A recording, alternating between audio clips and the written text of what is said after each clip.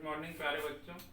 मैं आज आपको संकरण या हाइब्रिडाइजेशन टॉपिक क्लियर कराऊंगा। लगभग ये सभी कॉम्पिटिशन एग्जाम में एक या दो क्वेश्चन इसमें ज़रूर आते हैं।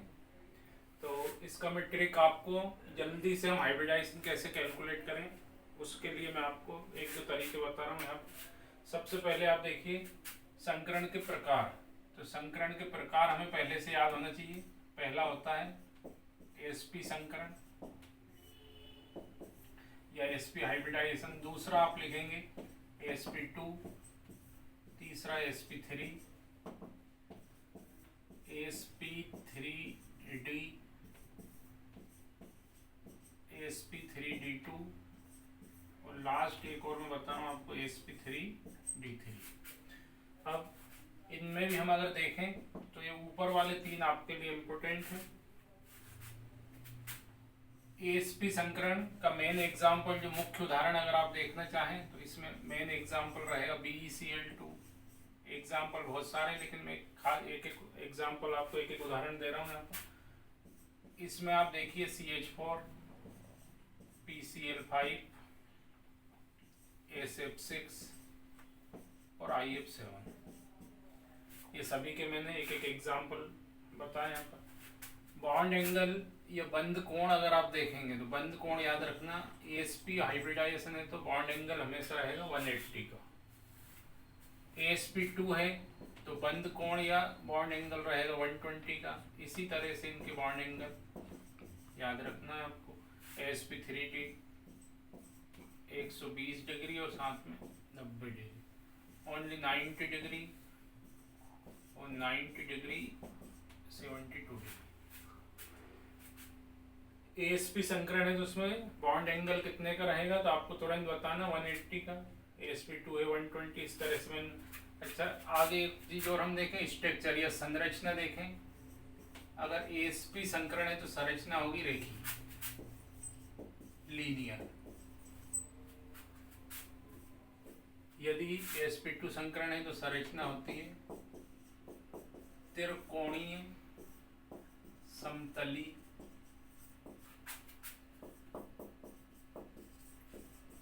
Trigonal, planar. ASP3 है तो संरचना होती है इसकी चतुष्फलकी,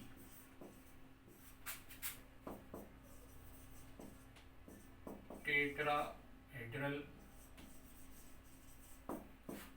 और ASP3D है तो संरचना होगी त्रिकोणीय,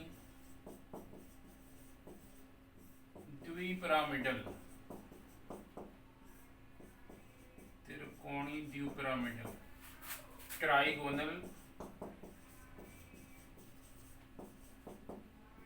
बाइपिरामिडल। और यदि ASP3D2 है तो इसकी हो जाएगी अष्टफलकी,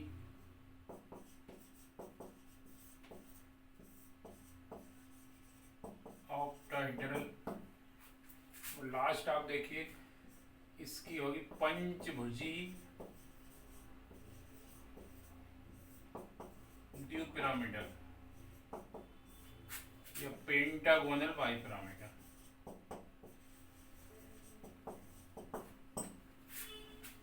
ये टोटल 6 प्रकार मैंने बताया आपको संकरण के। लेकिन कॉम्पिटिशन एग्जाम की बात करें तो हमें कहीं से भी एग्जाम्पल आपसे पूछ सकते हैं तो इसको निकालते कैसे, संकरण को कैलकुलेट कैसे करते हैं, इसका सबसे आसान तरीका जो है वो मैं आपको बता रहा हूँ।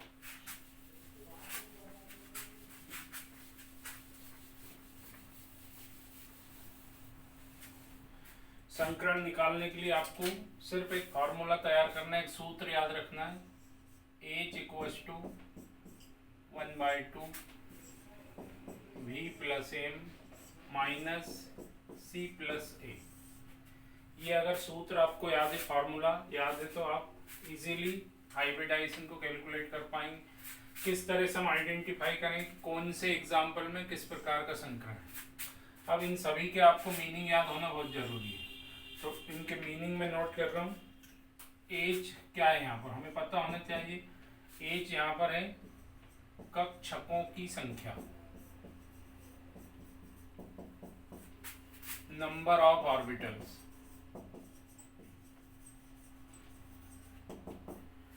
कक्षकों की संख्या से क्या मतलब है, ये भी आप साथ साथ क्लियर करते हैं। अगर यहाँ पर सपोज करिए h = 2 आता है तो आपको तुरंत समझना है कि इसमें sp संकरण होगा। यदि h बराबर कितने आ जाए, 3 आ जाए, तो आप समझ जाएंगे एक s और 2 p होंगे। इसी तरह से आपको आगे बढ़ते जाना। दूसरा यहाँ पर है v का मीनिंग यहाँ पर केंद्रीय परमाणु के बाह्यतम कोश में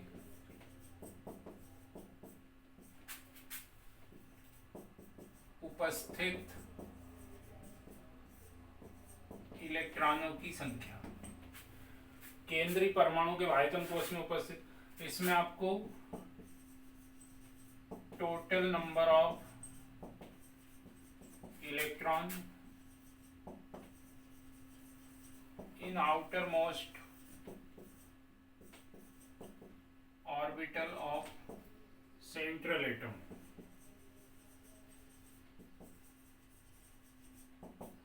केंद्रीय परमाणु के बाह्यतम कोश में ये क्या होता है, ये ध्यान रखना है आपको।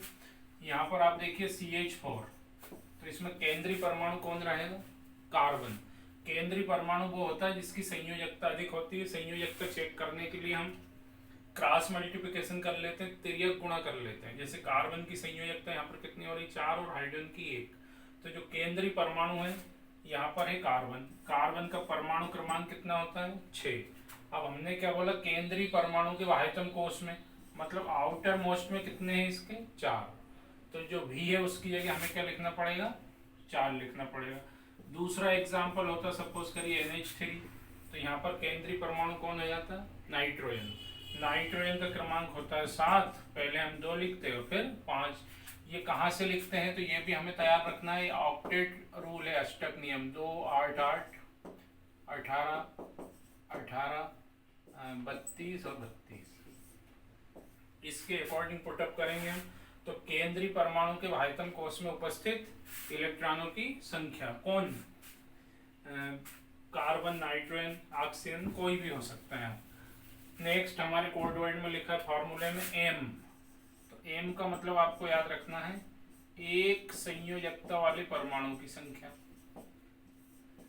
अब एक संयोजकता वाले परमाणु कौन कौन होते हैं ये आपको याद रखना है। तो मैं आपके लिए फ्लोरीन, क्लोरीन, ब्रोमीन, आयोडीन और हाइड्रोजन, ये 5 एलिमेंट मैंने यहाँ पर लिख दी। पांचों की संयोजकता कितनी होती है, 1। जैसे आप देख रहे हैं CH4, C से क्या जुड़ा हुआ है, H। कितने H जुड़े हुए हैं, 4। तो H की संयोजकता होगी 1। तो जो भी जितने, जैसे अभी अमोनिया में H कितने जुड़े थे, 3।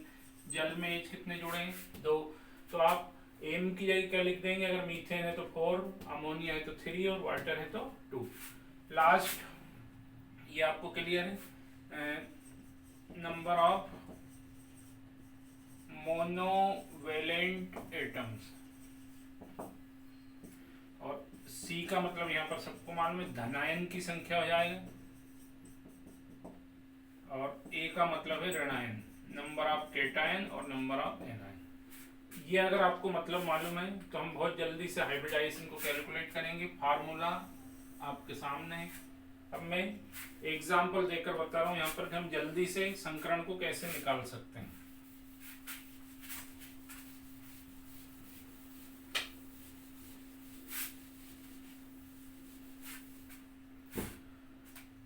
बेस्ट एग्जाम्पल इसका अपन सबसे पहले मैं मीथेन ही बता रहा हूँ आपको। आप देखिए मीथेन में केंद्रीय परमाणु अभी अपने क्लियर किया, कौन है, कार्बन। और कार्बन के बाह्यतम कोश में कितने इलेक्ट्रॉन होते हैं, 4। कार्बन से जो जुड़ा हुआ है वो हाइड्रोजन है, मतलब एक संयोजकता वाला परमाणु है, इसकी वैलेंसी 1 होती है। तो हम 4 लिख देंगे यहाँ पर भी। हमने देखा मीथेन में कोई आवेश नहीं है, उदासीन यौगिक है। अगर इसके ऊपर प्लस माइनस लगे होते तो हम आगे लिखते, उदासीन है तो C पर भी 0 लगाएंगे, और ना धनायन है कुछ, केटायन भी 0 और एनायन भी 0।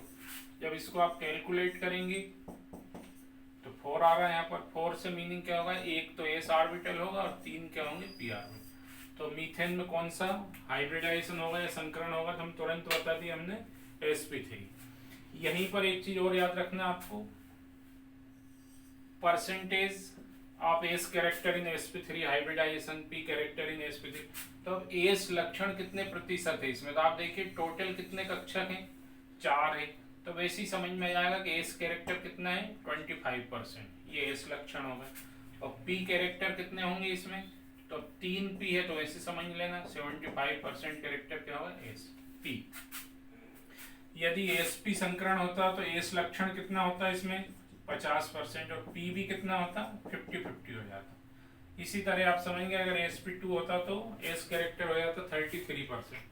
मतलब कभी कभी ऐसा पूछ लेते हैं आपसे कि sp3 संकरण में एस लक्षण कितने हैं, तो आपको टोटल 4 कक्षा के 4 ऑर्बिटल है, तो डिवाइडेड बाय 4, 100 डिवाइडेड बाय 4, तो 25 हो जाएगा। अब दूसरा उदाहरण हम देखें, अगर मीथेन नहीं है हमारे पास, अमोनिया है। अमोनिया में कौन सा संकरण है, तो यही तरीका रहेगा, उसमें भी केंद्रीय परमाणु लिखेंगे। सबसे पहले हमने लिखा नाइट्रोजन, नाइट्रोजन का क्रमांक 7, बाह्यतम कोष में 5 इलेक्ट्रॉन है। तो सबसे पहले मेरे को V की जगह क्या लिखना है, 5। अब ये बताइए M क्या है, एक संयोजकता, पहले लिखा है हमारे पास, एक संयोजकता वाले परमाणु की संख्या, मतलब हाइड्रोजन की संयोजकता 1 होती है। तो यहाँ पर हम कितने लिखेंगे, 3। यहाँ भी उदासीन यौगिक है, धन ऋण कुछ नहीं है, इसलिए 0 0। फिर से आप देखेंगे वही आंसर आ रहा है यहाँ पर। मतलब ये हुआ कि अमोनिया में भी कौन सा संकरण होगा, sp3। अच्छा, दोनों में sp3 है। थर्ड एग्जांपल देखिए यहाँ पर, वाटर H2। हमसे एग्जाम में पूछे H2O में कौन सा संकरण है, तो हमें कोई दिमाग नहीं लगाना, डायरेक्ट फार्मूला पुटअप करना है। केंद्रीय परमाणु देखिए यहाँ पर, केंद्रीय परमाणु होगा ऑक्सीजन, क्योंकि ऑक्सीजन की संयोजकता हो रही है यहाँ पर 2 और हाइड्रोजन की हो रही है 1। तो जिसकी संयोजकता अधिक होती है वो केंद्रीय परमाणु। अब हमने लिख लिया ऑक्सीजन। अब सबसे पहला काम है इसका एटॉमिक नंबर याद होना चाहिए आपको, परमाणु क्रमांक, तो सबको पता है 8 होगा। पहले नंबर पे हमें क्या लिखना है, ऑक्टेट रूल में पुटअप करेंगे, पहले 2 लिख लो और फिर कितने बचे, 6। तो बाह्यतम कोष में कितने इलेक्ट्रॉन हो गए ऑक्सीजन के, 6, तो हमने ये 6 लिख दिए। अब केंद्रीय परमाणु से कितने परमाणु जुड़े हैं, 2, तो यहाँ पर हमने लिख दिया 2। वापिस सेम कंडीशन, मतलब जल में भी कौन सा संकरण होगा, sp3। यहाँ थोड़ा थोड़ा क्लियर हुआ आप लोगों को, लेकिन हम और डीप में बात करें, आजकल इस तरह के एग्जाम्पल आ जाते हैं, सल्फेट माइनस, अमोनियम पे पॉजिटिव लगा दिया, फास्फेट पे नेगेटिव, कुछ भी आपसे पूछ सकते हैं। सल्फेट में सल्फर परमाणु में कौन सा संकरण होगा, तो इसके लिए आपको क्या करना है, या सल्फेट आयन में कौन सा संकरण होगा, फार्मूला यही रहेगा। सबसे पहला काम आप सल्फेट में देखिए, सल्फेट में केंद्रीय परमाणु कौन है, तो तुरंत अपने दिमाग में आ जाएगा कि एस रहेगा। एस का परमाणु क्रमांक होता है 16 होता है इसका। अब इसको भी उसी के अकॉर्डिंग पुटअप करें, 2 8 6। तो बाह्यतम कोष में कितने, केंद्रीय परमाणु के बाह्यतम कोष में इलेक्ट्रॉनों की संख्या, तो ये आ गई 6। V की जगह हमने 6 रखा। M, अब मैंने आपको एक ट्रिक बताई अभी, M की जगह अगर हाइड्रोजन, फ्लोरीन, क्लोरीन, ब्रोमीन और आयोडीन, इन पांचों में से कोई हो तो संख्या लिखेंगे, और इन पांचों के अलावा अगर कोई और हो तो फिर संख्या नहीं लिखेंगे, वहां पर क्या लिख देंगे, 0। अब आप देख रहे हैं ना, तो यहाँ पर हाइड्रोजन है, फ्लोरीन, क्लोरीन, पांचों में से कुछ नहीं है, तो ये 0 क्यों लिखा, अपने दिमाग में ज्यादा मत चला देना दिमाग, नहीं तो आप समझे ये 0 है इसलिए वहां 0 लिखा। ये ऑक्सीजन है, लेकिन ऑक्सीजन की वैलेंसी कितनी होती है, संयोजकता 2, और हमें क्या चाहिए, एक संयोजकता वाले, इसलिए हमने यहाँ क्या लिख दिया, 0। अब बताइए केटायन, धनायन है क्या ऊपर, तो धनायन नहीं है, ऋणायन है, तो केटायन की जगह क्या लिख देंगे, 0, और एनायन की जगह लिख देंगे 2। फिर इसको प्लस करेंगे तो आप वापस देखिए फिर 4 आ रहा है, मतलब इसमें भी कौन सा संकरण है, sp3। तो जिनके ऊपर आवेश होते हैं, रेडिकल, जो रेडिकल है उनको भी हम इजीली कैलकुलेट कर सकते हैं। फास्फेट दिखाई दे रहा है आपको, अमोनियम दिखाई दे रहा है। अमोनियम में नाइट्रोजन में कौन सा संकरण होगा, उसके लिए फिर आप यहाँ देखिए NH4 पे प्लस लगा दिया मैंने, लेकिन तरीका वही रहेगा। केंद्रीय परमाणु नाइट्रोजन है, और अब मैं जल्दी जल्दी बताऊंगा नाइट्रोजन का क्रमांक। अभी अपन ने बात हुई 7, आउटर में 5, तो यहाँ 5 लिख देंगे। H 4 है, धनायन कितने लगे हैं 1, और ऋणायन कितना है 0। तो फिर से अब देखिए आप बोर हो गए देख देख के sp3 संकरण के, इसमें भी sp3 संकरण। तो केटायन एनायन वाले भी हम आसानी से बता सकते हैं कि किसमें कौन सा संकरण है। CO2 ये उदासीन परमाणु है हमारे पास, हमसे पूछा गया CO2 में कौन सा संकरण है, तो भी हमें यही तरीका लगाना है। यहाँ पर देखिए केंद्रीय परमाणु कौन हो जाएगा यहाँ पर, कार्बन, और कार्बन का क्रमांक होगा 6। भाइतम में आप देख रहे हैं 4 है, तो यहाँ पर 4 लिख देंगे। अब जो केंद्रीय परमाणु से दूसरा परमाणु जुड़ा है वो ऑक्सीजन है, जबकि हमारी ट्रिक में अपन ने क्या बताया, एक संयोजकता वाला होना चाहिए। एक संयोजकता वाले जनरली होते बहुत सारे, पर मैंने 5 लिखे हैं जो कंबाइन करते हैं। तो यहाँ पर कौन जुड़ा, ऑक्सीजन, इसलिए आप क्या लिख देंगे 0। केटायन भी 0 है और एनायन भी 0। आप इसको कैलकुलेट करेंगे तो क्या मिला हमें 2।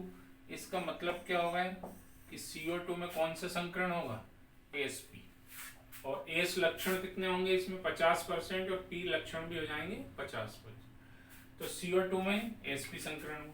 तो ये तरीका मेरे हिसाब से आप लोगों को क्लियर हुआ होगा, संकरण हम आसानी से निकाल सकते हैं।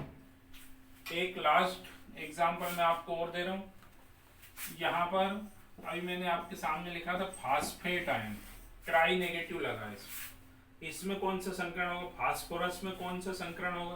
तो वही तरीका, फास्फोरस का एटॉमिक नंबर, परमाणु क्रमांक याद होना चाहिए हमें 1 से लेकर 30 तक। तो फास्फोरस का परमाणु क्रमांक आप देख रहे हैं 15 है, और जब फास्फोरस का परमाणु क्रमांक 15 है तो इसके भाइतम कोष में कितने इलेक्ट्रॉन होंगे, 5। ये आपको क्लियर होंगे भाइतम कोष। आउटर मोस्ट में कहाँ से निकालते हैं, ऑक्टेट रूल से। अब ये 5 है, प्लस ऑक्सीजन जुड़ा हुआ है, इसकी संयोजकता 2 है, इसलिए हमने 0 लिखी। केटायन 0 है, लेकिन हम देख रहे हैं एनायन कितने हैं 3। तो आप देखेंगे वापस 8 डिवाइडेड बाई 2 4, मतलब फास्फेट आयन में भी कौन सा संकरण है, sp3। तो ये तो सिंपल से एग्जांपल हो गए, हम इनमें आसानी से आप संकरण निकाल सकते हैं। अब चूंकि हमने टॉपिक संकरण कर लिया तो मैं थोड़ा सा और इसमें डीप में जाऊंगा। कहीं पर एक एग्जांपल लिखा है CH4, या पहले मैं CH2 वाला बता देता हूं आपको, CH2 डबल बॉन्ड CH2।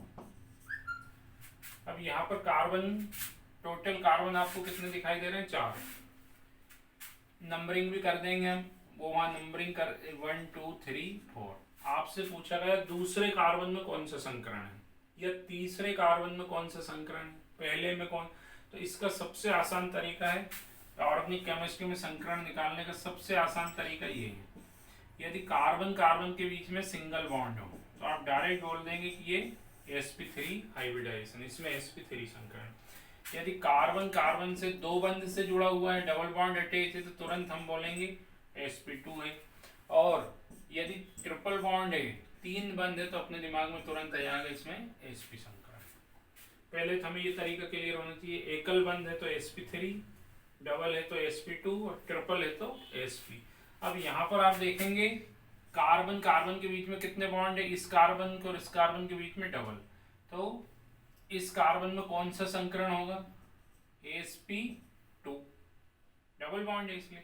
इसमें भी कौन सा होगा, sp2। अब यहाँ देखिए ये सिंगल है और ये डबल है, तो हमें सिंगल नहीं देखना है, फिर क्या देखना है हमें, डबल। तो इसमें भी कौन सा होगा, sp2, और इसमें भी sp2। मतलब ये यौगिक का नाम है 1,3 ब्यूटाडाइईन। इसमें कौन सा संकरण होगा, तो आप कहेंगे सभी कार्बन में, प्रत्येक चारों कार्बन में संकरण कौन सा मिलेगा आपको, sp2। और एग्जाम्पल के थ्रू देखेंगे हम, CH2 डबल बॉन्ड CH2, इस तरह का एग्जाम्पल लिखा है। अब हमसे पूछा गया इसमें दूसरे कार्बन में कौन सा संकरण है।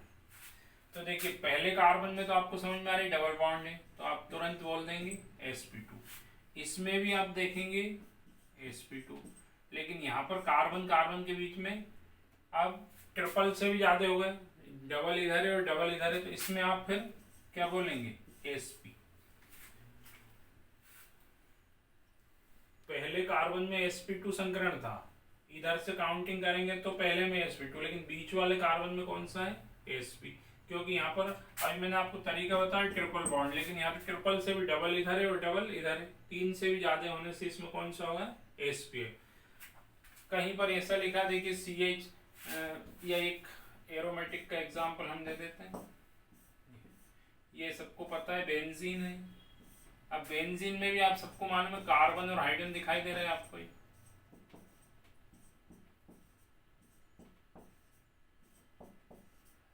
अब कार्बन और कार्बन के बीच में कितने बॉन्ड दिखाई दे रहे हैं, दो, डबल बॉन्ड है, इसलिए तुरंत अपने दिमाग में क्या जाएगा sp2। इस कार्बन में भी क्या जाएगा sp2। अब मैंने आपसे कहा ये सिंगल है और ये डबल है, तो हमें कौन सा देखना है, डबल। तो बेंजीन में सभी कार्बन, जो 6 कार्बन है, सबके सब में कौन सा संकरण होगा sp2, क्योंकि कार्बन कार्बन के बीच में डबल बॉन्ड है और ये डबल बॉन्ड आपको मालूम है रोटेट होते रहते हैं, घूमते रहते हैं। बेंजीन में कौन सा संकरण होगा sp2। रीजन क्लियर है, क्योंकि कार्बन और कार्बन के बीच में दो बंध हैं। तो ये ऑर्गेनिक केमिस्ट्री में भी हम संकरण बता सकते हैं, लेकिन उसका तरीका क्या है, वो फार्मूला पुटअप नहीं होगा, वहां पर फिर आपको बॉन्ड देखने पड़ेंगे। संकरण में एक तरीका और मैं बता रहा हूं आपको, lone pair plus bond pair equals to hybridization. ये दूसरा तरीका संकरण निकालने का। लोन पेयर और बॉन्ड पेयर दोनों को हम मिला दें तो आपको संकरण मालूम चल जाएगा कि इसमें कौन सा संकरण। अब लोन पेयर आप जानते हैं, लोन पेयर हम किसको कहेंगे, एकांकी इलेक्ट्रॉन युग्म, और इसके नाम देखिए आप अनाबंधी, जो बंध बनाने में भाग ना ले। और बॉन्ड पेयर को क्या बोल देंगे आप, आबंधी, बॉन्डेड, आबंधी इलेक्ट्रॉन युग्म। लोन पेयर और बॉन्ड पेयर दोनों को अगर आप मिला देंगे तो क्या निकल जाता है, संकरण। अब लोन पेयर क्या होता है, हिंदी में अपन बोल रहे हैं एकांकी इलेक्ट्रॉन, या जो बंध बनाने में भाग ना ले। और आबंधी आपको दिमाग में क्लियर है, यहाँ पर इसको इंग्लिश में अपन क्या बोलेंगे, बॉन्डेड, जो बंध बनाने में भाग ले। एक एग्जांपल के थ्रू क्लियर करेंगे इसको। CH4, मीथेन में लोन पेयर कितने हैं, बॉन्ड पेयर कितने, और इसमें संकरण किस प्रकार का होगा। तो सबसे पहला तरीका, सेंट्रल एटम लिया मैंने, केंद्रीय परमाणु। केंद्रीय परमाणु यहाँ पर है कार्बन, और कार्बन का क्रमांक कितना होता है, तो ये अभी अपन बार बार देख रहे हैं, कार्बन का परमाणु क्रमांक 6 होगा। इसके भाइतम में कितने होंगे, तो ये भी आप सबको मालूम है 4। तो मैंने कार्बन के भाइतम कोष में जो इलेक्ट्रॉन थे वो लिख दिए यहाँ पर। अब कितने H अटैच हो रहे हैं इससे, तो ये भी आपको दिखाई दे रहा है, चारों तरफ से एक एक हाइड्रोजन को अटैच किया हमने। अब ये हाइड्रोजन अपना अष्टक पूरा करने के लिए एक इलेक्ट्रॉन इससे लेगा, ये इस तरह से चारों से एक एक, और कार्बन क्या करेगा, सभी से एक एक इलेक्ट्रॉन ले लेगा। मतलब अब कार्बन के पास एक्स्ट्रा इलेक्ट्रॉन बचे के, यहाँ पर सभी इलेक्ट्रॉनों ने बंध बनाने में भाग ले लिया, और ये बन गए सह संयोजी बंध, शेयरिंग ऑफ सेम इलेक्ट्रॉन। समान इलेक्ट्रॉनों की साझेदारी हो रही तो बंध भी बता सकते हैं। इसमें सह संयोजी बंध है 4, लेकिन हमें संकरण देखना है अभी, तो चारों के चारों बंध बनाने में भाग ले रहे हैं, इसके भी 4 इलेक्ट्रॉन और इसके भी 4, इसलिए इसमें बंधी कितने दिखाई देंगे हमें, 4। अब कुछ बचा इसके अलावा, कुछ नहीं है, तो अनाबंधी कितने हो गए, 0, और बंधी कितने हुए, 4। दोनों को हमने मिलाया तो 4, और 4 का मतलब क्या हुआ है, sp3 संकरण। ये भी एक तरीका है संकरण निकालने। इससे दो चीज क्लियर होती है, हमें ये भी मालूम चल जाता है इसमें अनाबंधी कितने और बंधी कितने। ये पहला एग्जांपल बताया मैंने, मीथेन में संकरण sp3, लेकिन किसके थ्रू लिखा अपन ने, लोन पेयर और बॉन्ड पेयर। एक और एग्जांपल देखिए, अगर अभी कम समझ में आया हो। अमोनिया NH3, अमोनिया में कौन सा संकरण? तो सबसे पहले नाइट्रोजन क्रमांक 7, भाइतम में 5।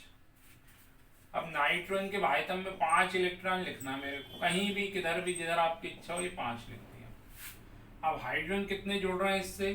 3, तो हाइड्रोजन को तीनों तरफ लिख लिया हमने। हाइड्रोजन का क्रमांक 1 ही होता है, इसलिए इसके भाइतम में 1 ही होगा। सेम कंडीशन है, ऑक्टेट कंप्लीट करने के लिए 1-1 लिए इसने, और इसने भी 1-1 लिए। लेकिन यहां पर आप देख रहे हैं नाइट्रोजन के 3 इलेक्ट्रॉन और हाइड्रोजन के 3 इलेक्ट्रॉन आपस में मिलकर 3 बंध बना रहे हैं। यहाँ पर टोटल 6 इलेक्ट्रॉन होगा, ध्यान रखना। 3 बंध बन रहे हैं, मतलब इलेक्ट्रॉन हो गए 6। और नाइट्रोजन के पास अभी भी 2 इलेक्ट्रॉन बचे हुए हैं जो बंध बनाने में भाग नहीं ले रहे। अब जो ये बंध बनाने में भाग नहीं ले रहे, इन्हीं को हम क्या बोलेंगे? Lone pair. तो अब बताइए बंदी यहाँ पर कितने दिख रहा है आपको? जो बंध बनाने में भाग ले रहे हैं वो बंदी होगा 3, और अनाबंदी जो बंध बनाने में भाग नहीं ले रहा वो कितना है? 1। तो पहले आपको क्या लिखना है? Lone pair. तो लोन पेयर कितना है? अमोनिया में 1, और बॉन्ड पेयर बंदी कितने हैं? 3। 1 3 फिर से 4 हो रहा है यहाँ पर, मतलब कौन सा संकरण आया वापिस? sp3। तो इस तरीके से भी हम संकरण को निकाल सकते हैं।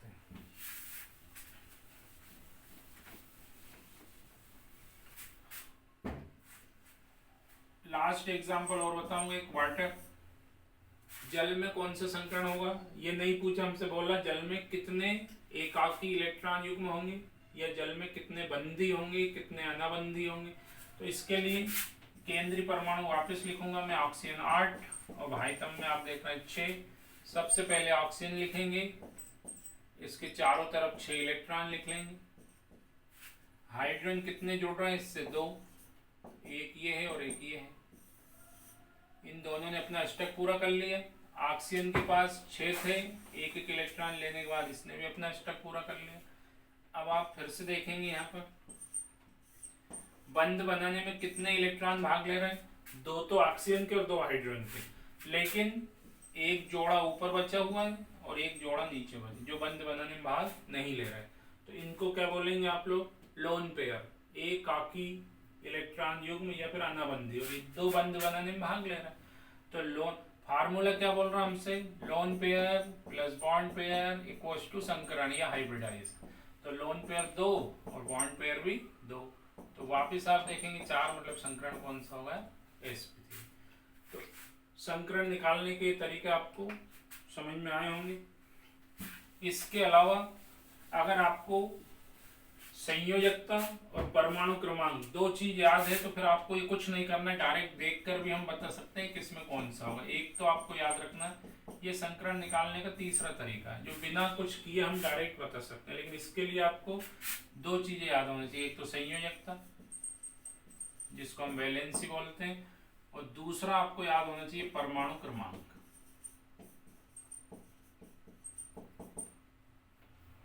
Atomic number. अब इससे हम कैसे जल्दी से बता सकते हैं लोन पेयर कितने हैं, बॉन्ड पेयर कितने हैं, या फिर संकरण कौन सा है। अब संयोजकता मैं थोड़ा सा रिपीट कर रहा हूं आपको, संयोजकता कैसे याद रखेंगे। कोई परमाणु अपना अष्टक पूरा करने के लिए जितने इलेक्ट्रॉन गेन करे या डोनेट, आप सबको मालूम है, इलेक्ट्रॉन ले या फिर इलेक्ट्रॉन को दे, उन संख्याओं को बोलेंगे संयोजकता। अभी हमसे बोला गया, एक नया उदाहरण अपन देख लें, HF। इसमें कौन सा संकरण होगा? ये हमने अभी तक इस एग्जाम्पल में जितने बताया उसमें मैंने ये नहीं बताया आपको। इसको हम इस तरीके से देखें कि इसमें कौन सा संकरण होगा। अब आपको मालूम है फ्लोरीन, अब दोनों की संयोजकता 1-1 है। मैंने आपसे कहा था कि जिसकी संयोजकता ज्यादा होती है वो होता है केंद्रीय परमाणु, लेकिन यहाँ पर तो हाइड्रोजन की संयोजकता भी 1 है और फ्लोरीन की भी 1। तो फिर आप देखेंगे एटॉमिक नंबर किसका ज्यादा है। आपको पता हाइड्रोजन का परमाणु क्रमांक कितना होगा? 1, और फ्लोरीन का होगा 9। तो फिर केंद्रीय परमाणु अपन किसको मानेंगे? फ्लोरीन को। अब फ्लोरीन हमने लिख लिया जल्दी से। अब ये देखिए फ्लोरीन का मैंने कहा क्या याद होना चाहिए आपको, परमाणु क्रमांक। तो परमाणु क्रमांक याद है आपको 9। अब 9 याद है तो हमें 9 नहीं लिखना है, आपको इसके बाह्यतम कोश में कितने इलेक्ट्रॉन है वो लिखना है, जो अपन संकरण में लिखते आ रहे हैं। टोटल कितने 9, तो पहले पुटअप करेंगे ऑक्टेट रूल में, पहले 2 और बाद में 7। तो ये 7 इलेक्ट्रॉन मैंने यहाँ लिख लिए, एक इस तरह से। अब हाइड्रोजन देखिए, हाइड्रोजन का परमाणु क्रमांक कितना है 1, ये 1 लिख लिया। अब आप समझ गए। फ्लोरीन का 1 इलेक्ट्रॉन और हाइड्रोजन का 1 इलेक्ट्रॉन दोनों बंध बना लिए इन्होंने, सहसंयोजी बंध। तो बंधी कितने हुए आपको दिखाई दे रहा है 1, और अभी आपके पास अनाबंधी कितने बचे, ये 3।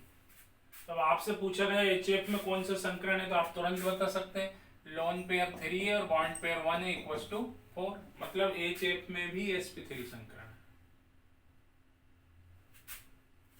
ना तो हमें किसी फार्मूले की जरूरत पड़ी इसमें, कुछ नहीं, बस हमें 2 चीज याद थी, एक तो संयोजकता याद थी हमें उसकी, और एक परमाणु क्रमांक याद था। तो संयोजकता से मतलब यहां पर याद रखना, जैसे फ्लोरीन बाह्यतम कोश में कितने इलेक्ट्रॉन है, बाह्यतम में इसमें 7 थे। 1-2 एग्जाम्पल और देखें हम।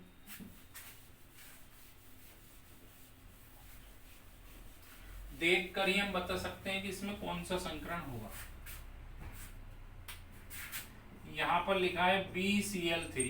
अब BCl3 में कौन सा संकरण होगा हमें कुछ नहीं मालूम है, लेकिन हमें इतना मालूम है कि बोरान इसका केंद्रीय परमाणु, और बोरान के बाह्यतम में कितने इलेक्ट्रॉन है। अभी मैंने कहा था आपको परमाणु क्रमांक याद होना चाहिए 5, तो बाह्यतम में कितने होंगे 3।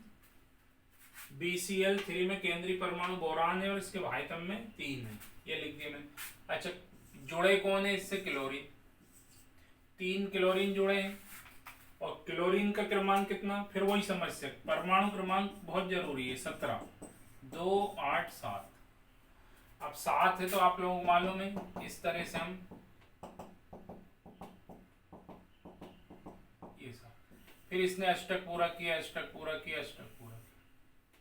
अब यहाँ पर अष्टक पूरा नहीं है, इलेक्ट्रॉन डेफिसिट कंपाउंड है वो छोड़ो, अभी हमसे पूछा संकरण कौन सा है, तो ये बताइए आनाबंदी कुछ बचा क्या बोरान के पास। आनाबंदी केंद्रीय परमाणु में देखना है, ऐसा मत करना जो जुड़ा हुआ उसमें देख लो, इसमें तो बहुत सारे हैं 3, 3, 3, ये नहीं देखना। केंद्रीय परमाणु के पास आनाबंदी है क्या, नहीं है, तो लोन पेयर की जगह क्या लिख दूंगा मैं 0, और बॉन्ड पेयर की जगह क्या लिखूंगा 3।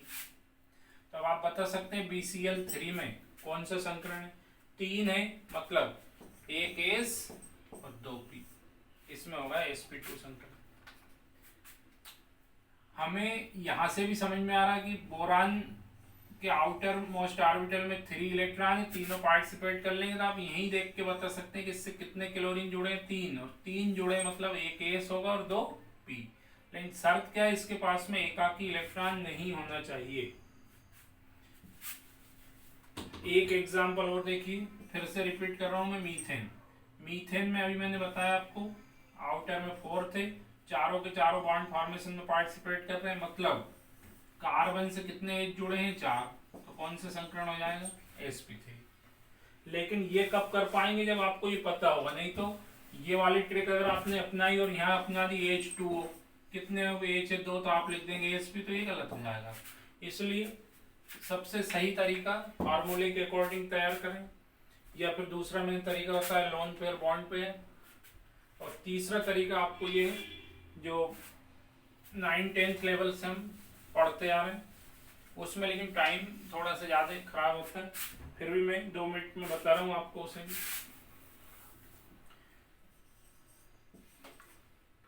BCl3 अभी मैंने बताया था आपको, सबसे पहले सेंट्रल एटम लेंगे बोरान, क्रमांक होगा 5, 1s2, 2s2, 2p1। फिर आपको ऑर्बिटल बनाना है, इसमें 1s में 2 इलेक्ट्रॉन है, 2s में भी 2 है, और 2p में 1 है। इसको आप बोलेंगे बोरान की सामान्य अवस्था, ग्राउंड स्टेट हो गई।